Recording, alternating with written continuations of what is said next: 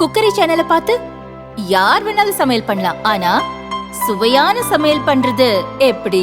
நான் இதயம் நல்லெண்ணெயில சமையல் பண்றேன். ஆஹா ஓஹோன்னு பாராட்டுறாங்க. நீங்களும் இதயம் நல்லெண்ணெயில சமையல் பண்ணுங்க, பாராட்ட வாங்குங்க. தினம் தோறும் வாங்குவே இதயம் இதயம். நவம்பர் 5 அமெரிக்காவில் அதிபர் தேர்தல் நடக்க உள்ளது. குடியரசுக் கட்சி சார்பில் டொனால்டு ட்ரம்ப் போட்டியிடுகிறார்.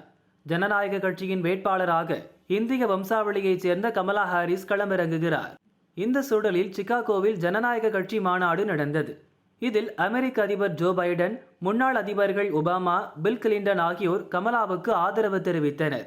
மாநாட்டின் கடைசி நாளில் ஜனநாயக கட்சியின் சார்பில் போட்டியிடுவதற்கான வாய்ப்பை கமலா ஹாரிஸ் ஏற்றுக்கொண்டார்.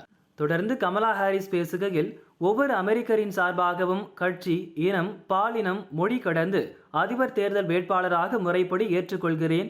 இந்த தேர்தலின் மூலம் நமது தேசம் கடந்த காலத்தில் பட்ட கஷ்டங்கள் மற்றும் போர்களை கடந்து செல்ல முடியும்.